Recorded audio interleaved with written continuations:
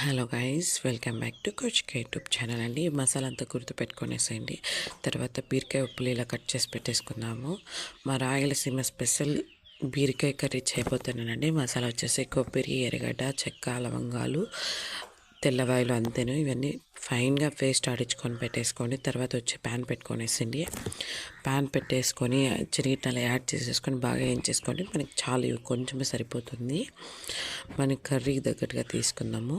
Next ఇవి బాగా golden colour అని కాదు కానీ బాగా ఏగేటట్లా ఫైన్గా చేసేసుకోండి. ఇవి స్మెల్ వస్తుంది తెలుసా, బాగా ఏగాయంటే అంతవరకు వేయించేసుకోండి. దీంట్లో ఒక్కటి కావాలి అండి, కొంచెం పేషెన్సీ, అంతే. కర్రీ చాలా బాగుంటుంది. మా కళ్ళు అయితే అద్దరిపోయితలు చేశారండి. బీరకాయలతో చాలా వెరైటీలు చేశారు. తర్వాత ప్యాన్ పెట్టేసుకోండి. ప్యాన్ పెట్టేసుకొని మనకి కావాల్సినంత ఆయిల్ వేసేసుకోండి. ఆయిల్ వేసేసుకున్న తర్వాత ఎర్రగడ్డ, కరివేపాకు వేసేసుకొని బాగా నీట్గా వేయించేసుకోండి. ఇవి వేయించేసుకున్న తర్వాత చూడండి, ఇది చిటపట అని మీద పడిపోతుంది. నాకు ఇట్లా కరివేపాకు ఇవన్నీ వేయించాలంటే ఇదే అదే మొహం మీద, చేతుల మీద పడతానే ఉంటుంది. ఎంత కంట్రోల్ చేసుకున్నా అస్సలు తగ్గదు. తర్వాత వచ్చి ఫ్యాషన్గా వేసేకపోయాను బీరకాయ పీస్లో, అవి ఎట్లో పడిపోయాయి. తర్వాత కూడా ట్రై చేద్దాం అనుకున్నాను, తర్వాత కింద పట్టే, అందుకే నార్మల్గా వేసేకపోండి. తర్వాత వచ్చేసి బీరకాయలు అటు ఇటుగా వేయించేసుకున్న తర్వాత మనం కొంచెం ఏం చేసుకుంటే సరిపోతుంది. తర్వాత దీనికి కాబట్టి చిల్లీ పౌడర్ యాడ్ చేసేసుకోండి. నేనైతే యాడ్ చేసేసుకుంటున్నా. మనకి ఎంత కావాలో అంత. దీంట్లో ఏం తెలిసిన కొంచెం ఎక్కువైనా కూడా టేస్ట్ చేంజ్ అవుతుంది, అందుకే మీడియంగా వేసుకోండి.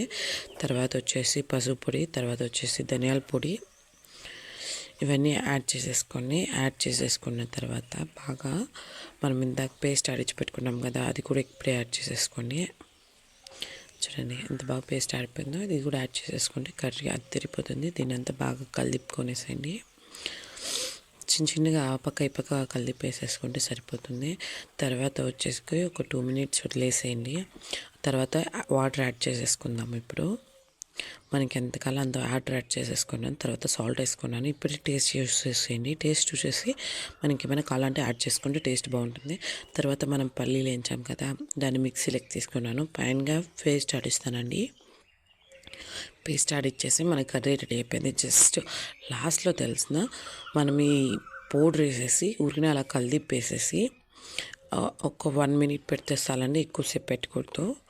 అంతే, కర్రీ అద్దరిపోయింది తెలుసా. మీరు నమ్ముతలేదో. చపాతీకి కానీ, ముద్దకి కానీ, రైస్కి కానీ అదిపోతుంది. షేర్ చేయండి, లైక్ చేయండి, ప్లీజ్ డూ కామెంట్.